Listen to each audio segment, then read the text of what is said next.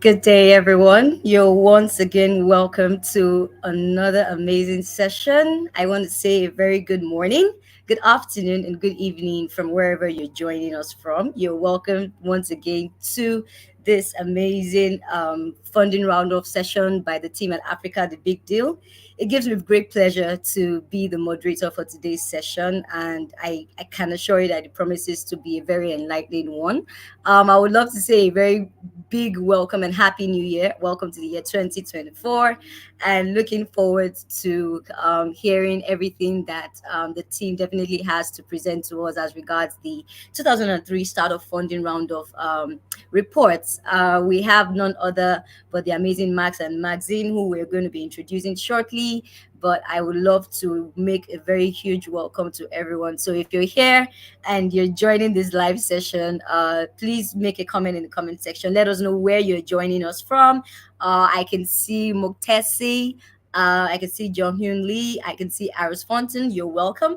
And please also do us a favor. Make sure that you share the link, repost, and send to your contacts and let them know that something very interesting is going on here. It brings me great pleasure to also host this session. My name is Rosemond from Lagos, Nigeria. I'm a startup attorney, and it gives me great honor to be the moderator for this session. In just a minute from now, we will be moving to the meat of this. But I see more people coming in, so I would just want to just say hello. So you could just put your name in the comment section. Let us know you're joining from. I can see Augustine from Lagos, Nigeria. It's great to have you. I see someone from Lome, Togo. You're very, very welcome.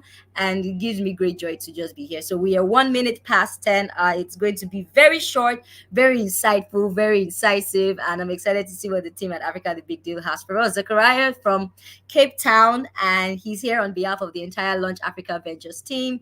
You're very welcome, very welcome. It's so good to have you here. So without further ado, I will be bringing on stage our guests and our speakers. And we have Maxime and we have Max also here. So I just want to say a very big well done to the team. They've been a tremendous source of value and resource for the African tech ecosystem, doing great work. So we are very excited to have you. I see Naomi from Kenya. I see Yan from Mauritius. I see Audrey from Windhoek. I see Munyardazi. I hope I pronounced that well, from Utari, Zimbabwe. You're very welcome. So none other, with no further ado, I make welcome Maxime and Max to the stage. You're very welcome. It's so good to have both of you here. Happy New Year, everyone. It's so good to have you here. Thanks for doing this again with us, right? So thank you very much. Thanks a lot, Rosemont. It's fantastic to be here. Fantastic to do this again after the one we did for the third quarter. And yeah, really cool to see a number of people joining us. So maybe a quick word on myself, then I'll also let Max say a few words. So yeah, I'm Maxime. I'm the co-founder of Africa The Big Deal. But that's not my job, actually, as we always say with Max. So I'm actually a full-time partner with Catalyst Fund, a fund that focuses on climate tech investment in Africa. Maybe Max, just say a few words as well, and then we'll get started. Yeah, thank you very much, Maxime.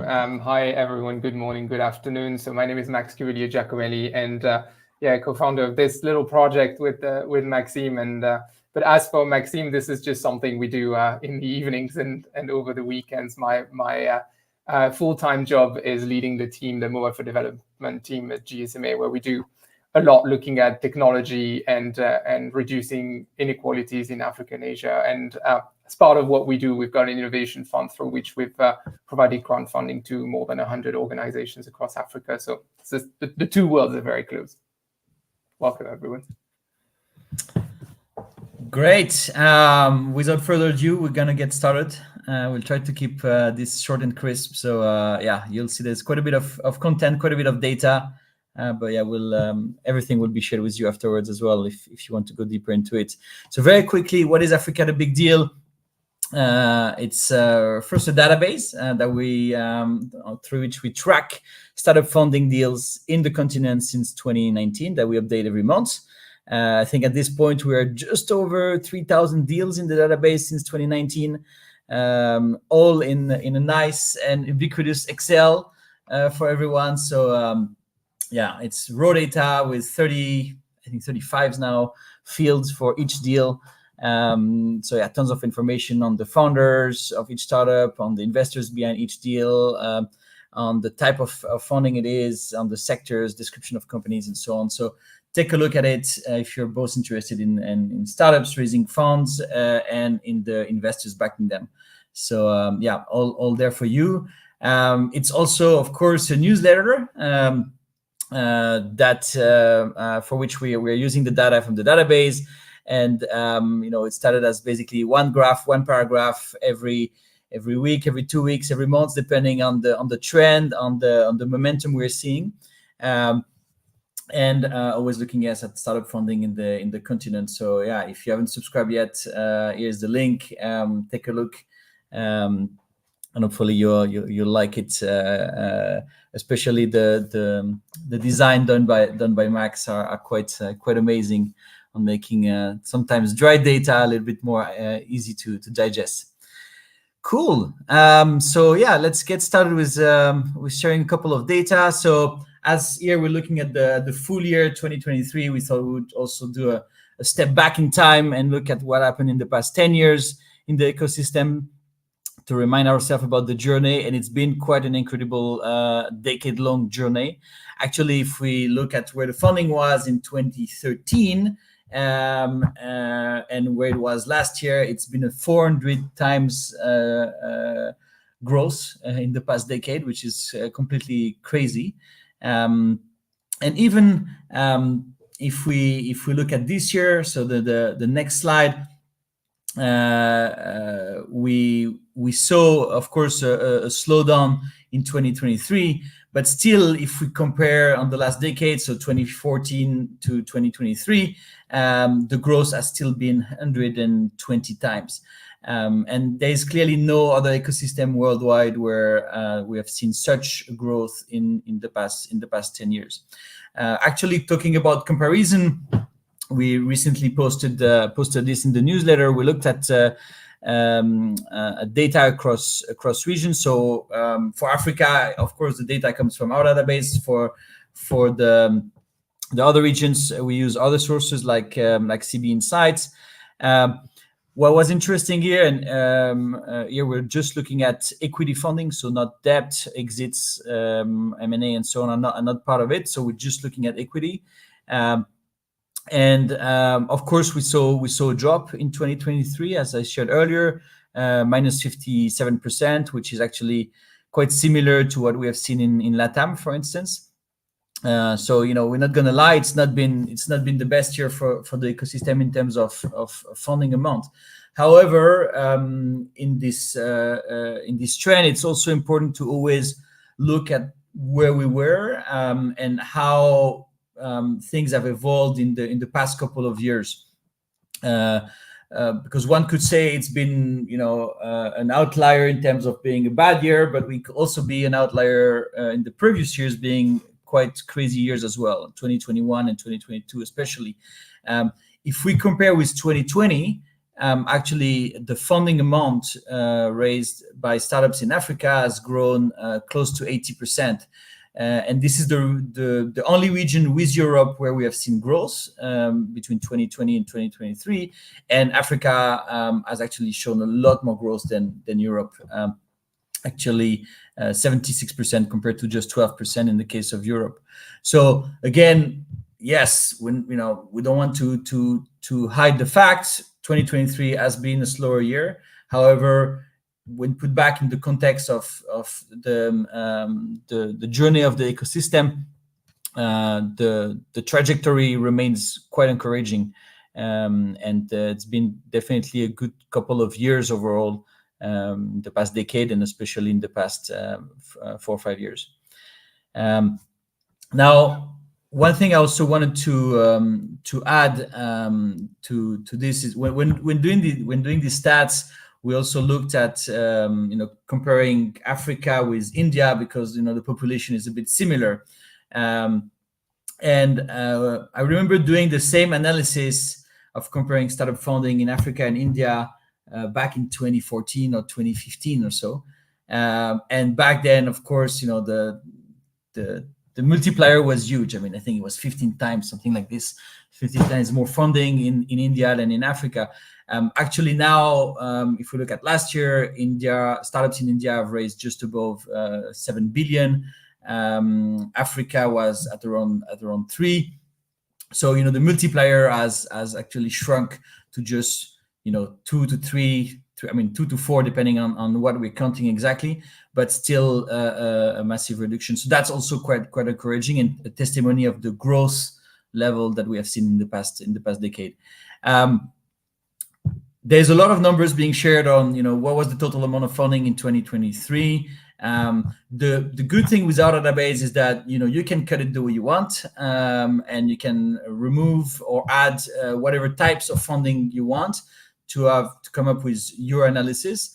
In this specific slide, we have actually decided to exclude exits only, so which means that we looked at equity, debt, grant funding as well. And if we looked at that, basically the total amount of funding for 2023 was just below $3 billion, which is a 39% year-on-year drop compared to last year. What's interesting, though, is that a growing chunk of the funding actually comes from debt. It's actually reached 1.1 billion. So just a little bit under half of the funding raised by startups in Africa last year was in debt, and that's actually almost a 50% year-on-year growth compared to the amount of debt raised by startups in 2022, and that's in absolute terms. So again, an encouraging trend. For many years, we heard also startups complaining about the fact that there was not enough venture debt available for a startup. It looks like things are changing, and that's definitely an encouraging trend. We also noted. I think I covered most of these points on the overall overview, and I'll hand it over to Max to share a little bit more about the regions breakdown. Thank you very much, Maxime. So obviously, when you look at those trends, the question that comes is where is that money actually going? And here we're interested not only in looking at what happened in 2023, but also like the evolution, in particular over the past 3 years. So if we look back at 2021, that's a year where basically Western Africa, with $2 billion of funding raised, made up 50% of all the funding on the continent. Like clear dominance of the region compared to the other 3 larger blocks. We saw that dominance erode in 2022 when it represented, quote unquote, only 35%, just a little bit over a third of the funding. With like other regions, Northern Africa and Eastern Africa in particular, showing really good growth at the time. And what we've basically seen in 2023 is this balance evolving towards like 4 pretty comparable key blocks in terms of size. And this is due to like different dynamics happening. The first one is obviously Western Africa with negative year-on-year growth of 62%, which is basically the poorest performance across all regions. As a result, their share of the continent's funding fell to 21%, and it basically, after 2 years in the top spot, Western Africa in 2023 was actually the 4th region in Africa if we take into account equity, debt, grants, and so on. At the same time, other regions experience like different level of growth. In Northern Africa, it was minus 39% year on year, which is, if you remember, the average growth, or negative growth, I should say, across the continent, which means that the region overall kept its share of continental funding, which puts it actually at the 2nd spot for the first time in the past 3 years. Eastern Africa is the one that did better than the average growth, and which basically means that its share of continental funding grew from 27% to 31%. meaning that they are now, they took last year the first spot. And if you look finally at Southern Africa, it is the only one of the four main regions that grew year over year, with 6% year-on-year growth, compared to a situation between 2021 and 2022 that had been far less positive. So basically, you have these four blocks that all have shares between 21 and 31%. So pretty balanced, in particular, if you compare to what was happening in 2021. Obviously, there is a fifth region here in the middle, which in terms of overall share does not compare to the four key regions with only 2% of the funding. But actually, it's the region that showed the most positive year-on-year trend with growth of 33%.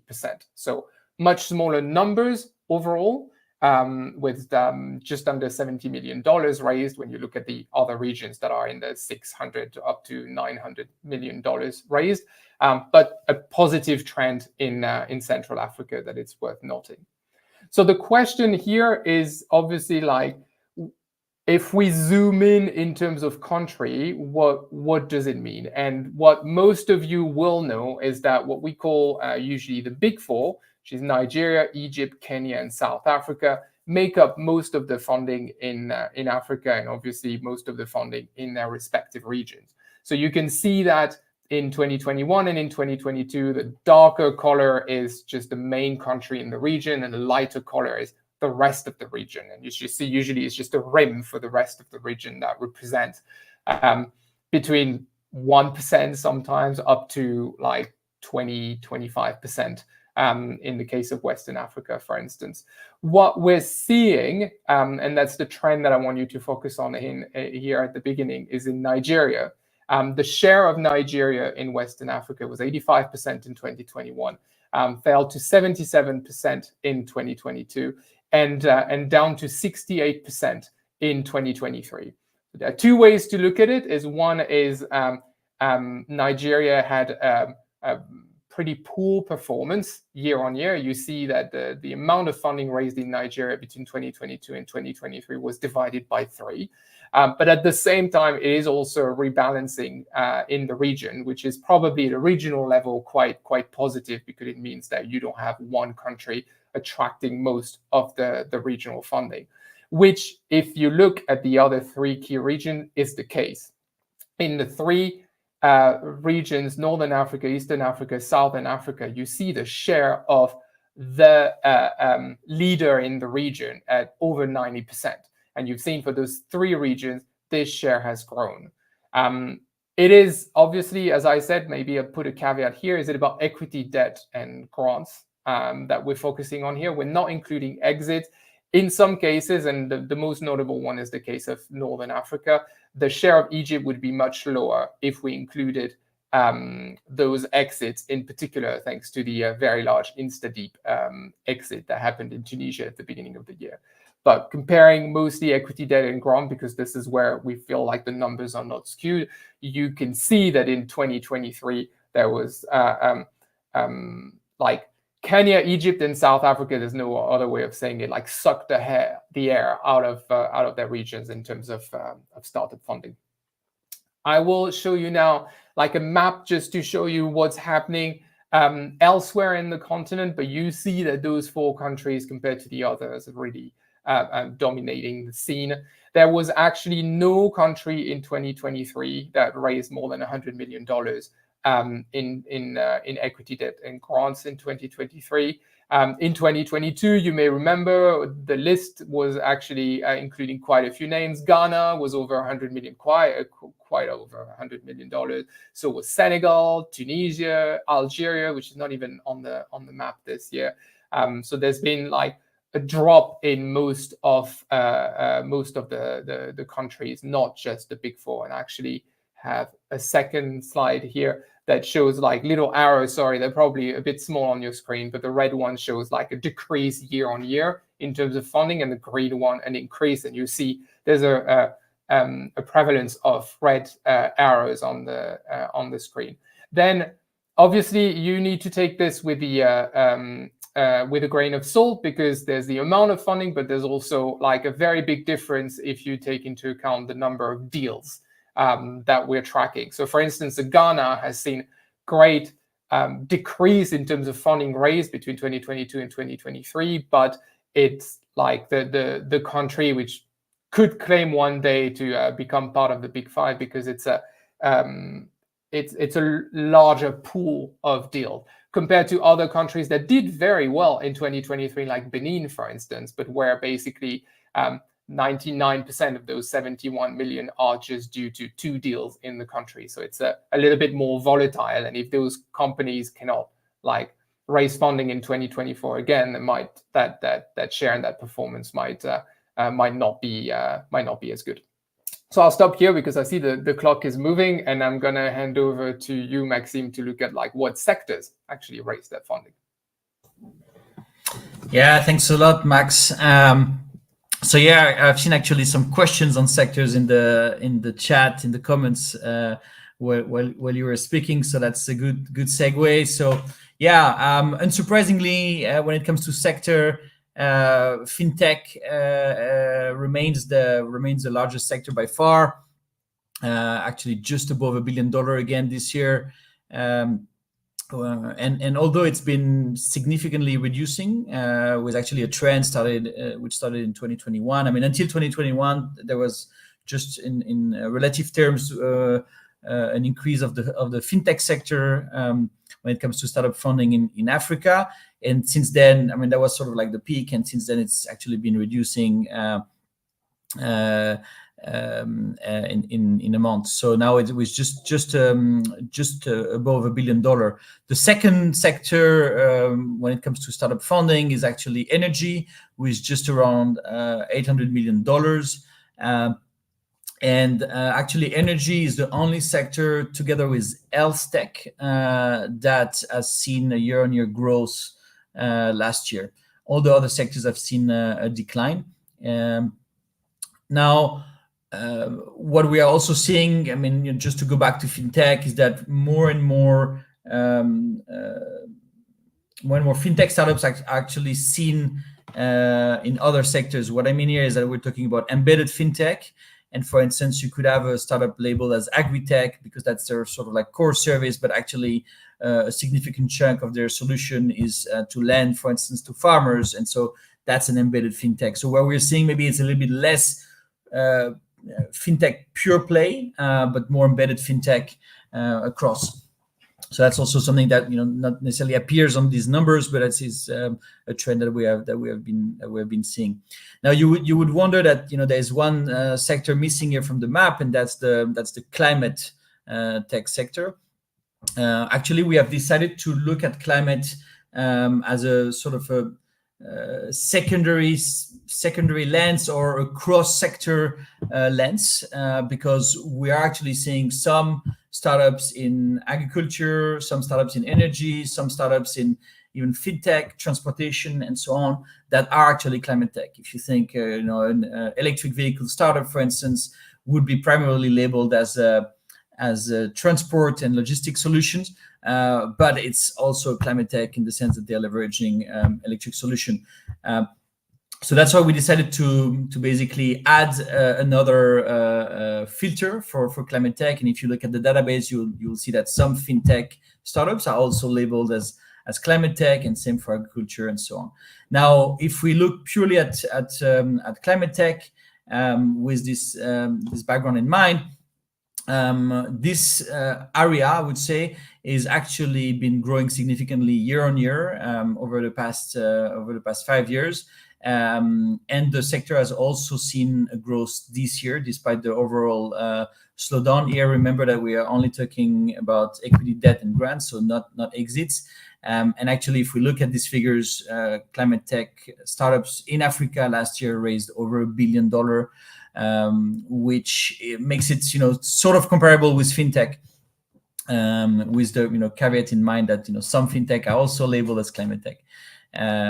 And so, yeah, definitely a very encouraging trend. Of course, you'll say I am biased because most of what I do during my day is investing in climate tech startups.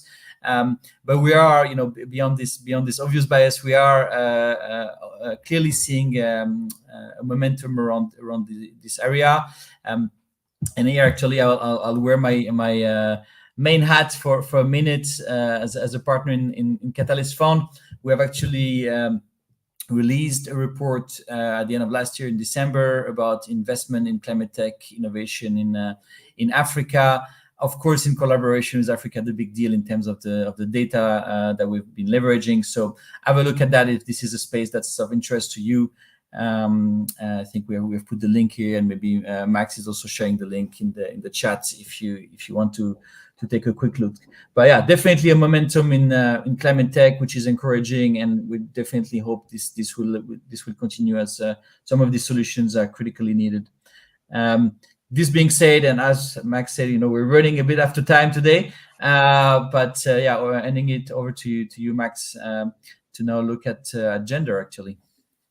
Thank you. Thank you very much, Maxime. I think it's super interesting what you say on climate tech, and I'll mention this again when we look at investors. But first, I want us to look at things from a gender angle. This is an analysis that we've been doing for 3 years now, and I think it's important to bring the emphasis on the fact that, in short, women are underfunded in Africa at the moment. It's not just about putting the blame on anyone. It's just a fact that is the case today. And I will say it is a missed opportunity for women entrepreneurs. It is a missed opportunities for clients who don't get access to the great services and products that women are creating. But it also mainly a missed opportunity for investors. So if some of you are listening here and do not yet have a gender lens strategy in terms of your investment, you might want to think twice about it, because it is proven that diverse funding teams do better in terms of returns compared to, in particular, male-only funding teams. So what we're looking at here first is in terms of the make of the founding team. So you have 5 groups. You have a solo male founder, where you see at the bottom, you have a founding team that's made of only men. Then you have a founding team that's made of both men and women. And here you have to look very carefully to see it. You have a founding team made of only women, and then a solo female founder. As you can see, what's pretty obvious from the graph here is that the vast majority of the funding is actually going to either solo male founders or male-only funding teams. It is, last year, it was 86% of the funding that went to this category in particular. If you compare, it's barely over 2% of the funding that went to either solo female founders or female-only founding teams. There's another way to look at the numbers, is basically 98% of the funding last year went to a founder or founding teams that had at least a man. And only 14% of the funding went to a founder or a female founder or founding team that had at least a woman. So even that gender diverse founding team category that can basically help cover the balance a little bit, you see that the percentage did actually shrink between 2021 and 2023. And knowing that the overall amount shrunk at the same time, it means that less funding went to funding teams with a woman. If I try and summarize, it basically means that for every $1 invested in startups in Africa in 2023, 75 cents went to all male founding teams, 12 cents went to solo male founders, 11 cents went to gender diverse founding teams, and a little bit of change, 1 cent went to solo female founders and to all female founding teams, which is obviously not what we would like to see in the numbers. Now, if we focus on who leads the startup, so who is the CEO here, you see that imbalance being replicated in the numbers. The main reason being that, except for a few rare cases, the CEO is almost always either the founder or one of the founders. So meaning that if you have a founder or a founding team who's a man or only men, it's very, very unlikely, just a few cases, where the CEO will be a woman. So there actually was a positive trend between 2022 and 2023, because you see in terms of amount, female CEOs raised a little more than they had in 2022, when you know that overall there was quite a serious decrease in terms of funding. It means that their share grew from 4%, from only 4% of the funding in going to female-led startups in 2022 to only 7% in 2023. We're going back to 2021 in terms of the share of funding going to female funders. It is not enough, and we could do a whole presentation about this, but in the interest of time, I will now move to the last part of the presentation, which is basically looking at who invested in Africa last year. So basically, you focus on the investors. So first of all, here, just to understand, so it is, I was about to say hard, but it is virtually impossible to gather information on how much each investor is investing in each deal, because this is like very confidential information that no investor really wants to share. But what we can track is basically the number of investors that have been involved in a deal over $100,000. So here we're talking about, we're ruling out all the small, if I can say, angel investors that will invest in deals that are under $100,000. And I think I read yesterday that it's estimated that maybe 2,000 angel investors in Africa were active in at least a deal last year, which basically shows you that below these kind of more institutional investors, there is a big pool and a growing pool of people putting in their own money in seeding the ecosystem, if I can say. But what we find, if we look at those investors involved in at least one deal over $100,000 in Africa last year, is that there were still quite a few of them. So there was no exodus, as some people might have feared. They're obviously far less than they were in 2022.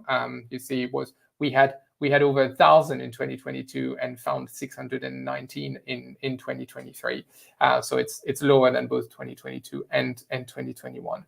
What's interesting to look at is like a few things. 71% of those investors who invested in a deal in 2023 only invested in one deal. So you have, as part of those investors, a lot of what we could call more like opportunistic investors that will just do one deal because they know another investor who's going there, or they might have a contact, or there's like a very, like, they don't have an Africa specific strategy, but they find a deal that makes sense for them, and they get involved. So only 29% of the investors did more than a deal last year, which is roughly in line with what we saw in 2021 and 2022. Also, interestingly, 47% of the investors who invested in 2023 in those 100K plus deals had not invested in either 2021 or 2022. So they're roughly, we could say, new investors. And this is, again, quite in line with what we'd seen in 2022, 2021. This is something that usually surprises people when we say, like, you tend to have this preconception that Africa, being kind of like maybe a more like specific continent, it means that it attracts people who know really about Africa and have been investing in Africa for quite a while. But actually, roughly half of the investors who were involved in 2023 were not involved in either 21 or 2022. And what we looked at, we thought was interesting, is looking at those who were investing in other years. So you will find about 50 of those investors who had done a deal in 2021 and no deal in 2022, and then came back in 2023. You have 90 plus investors who had done a deal in 2022, but for probably the first time, and then invested again in 2023. And then you have a core group in the middle, which is obviously particularly interesting to look at, because they are the investors who year over year keep investing in Africa. And it's a good solid group of, I'd say, 188 plus years, probably 200 more investors who have been consistently in the past 3 years investing on the continent. I'm often asked about where investors come from who invest in deals in Africa. So basically, we looked at 2021, 2022, 2023, where those investors were HQ'd. So not so much registered, because you'll find most of them will be registered, for instance, in the US. But sometimes if you're registered in the US, but your HQ is in Africa, and mostly like most of your team is based in Africa, we consider them as Africa HQ. So we don't look at the paperwork, we more look at the reality of where they are based. And what you see is basically, so this is in the number of investors, and you see that basically Europe, North America, and Africa are the regions that where most of the investors active in Africa are based. But what you also see is that in the past, the top region was North America. So if you see in 2021, 35% of the investors were from North America. It was the same in 2022, but in 2023, that percentage dropped to 30%. While at the same time, it did grow in Europe from 21% to 25%. But most interestingly, it grew in Africa from 28% to 35%, which means that for the first time in the past 3 years, the main region where investors active in Africa are based is actually Africa, which is probably also a reflection of the fact that in a difficult global context, you're more likely to keep focusing on a region that you like kind of are invested in, pun unintended here. And I have one last slide because I realize been a little bit over the half hour that we promised, but basically is looking at those most active investors. So the tip of the pyramid, those that are doing at least one deal a month on average. And if you're in investors, you will know that doing a deal a month is actually no small feat. So in 2021, there were 17 investors. And here we're only counting those that do investments. So we're not counting the grant makers, and I'll mention one of them in a second. But we had 17 investors who had done at least a deal over, been involved in at least a deal over 100K a month in 2021. In 2022, there were 20 of them. In 2023, it's down to only, if I can say, 7. Before I show the names of those investors, I just want to make sure that no one jumps to a hasty conclusion. It doesn't mean that investors like left Africa or were less committed to Africa. There are a lot of elements that can explain this drop. The first one being obviously being less deals in Africa. It is harder to do a deal a month or more. But also the reality is that a lot of investors have been deploying their funds in 2021, 2022, in some cases 2023, and have been in 2023 in fundraising mode. You've heard, if you follow the news on the continent, and that's why I mentioned climate in particular, that there were a lot of new funds specific to Africa, in a lot of cases specific to climate, that were announced in 2023, which means they have not started deploying, and we expect them to join that pyramid, that tip of the pyramid in 2024. So who were those 7 investors who did more than a deal a month in 2023? The top one by far was Techstars, which also shows the biggest growth in terms of number of deals compared to 2022. They were already there at more than 3 deals a month on average in 2022, but they did more than a deal a week on average in 2023, which is quite incredible. And this is the type of like prolific investing that we'd only pretty much seen from Launch Africa in the past, who have done close to 140 deals around 140 deals between 2021 and 2023. They still did 19 deals, in 2023, even though most of their Fund 1 was invested in 2021, 2022. It's obviously far less than then, but they were also very busy raising new funds. So we expect them to show new growth in 2024. Then on the list, you have Founders Factory Africa, Ventures Platform, like names that you had seen on the list of top active investors in 2021, 2022. Norsken, which I will not try and pronounce with the right accent. Y Combinator, which is like with Launch Africa, but for very different reasons, is the one that showed the biggest drop year on year in terms of number of deals. In 2022, they had 43 startups, African startups included in their cohorts. In 2023, there were only 12 deals, which led some people to just wonder whether they were actually less focused on the continent, because I don't believe that there were less good projects and good startups applying for Y Combinator last year. But then again, we'll see what happens in 2024. And the last one I will mention, not just because Maxime is here and on the screen, is Catalyst Fund, which is the only newcomer in this list of 7, and actually showing the second biggest growth in terms of number of deals. But that's also because that's when they started doing most of their investments. So we're hoping, and I saw Maxime smile, that we'll see them again in 2024 on this list. So 40 past. I think I'm going to stop here because that was a lot of information. I just want to remind you, as Maxime said at the beginning, so this information is in one shape or form being shared through our newsletters.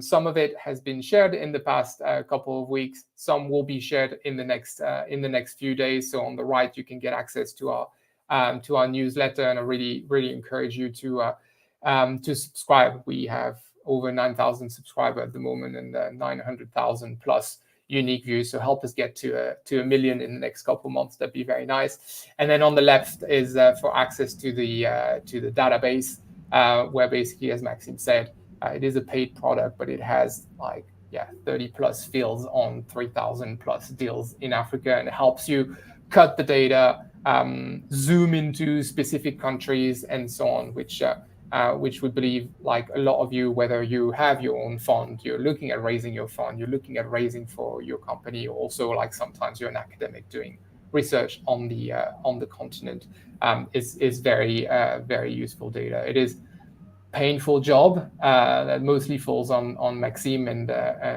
Elodie, who's not joining us today, but does incredible work at not only looking at public information, but also talking to dozens of investors just to make sure that the data is as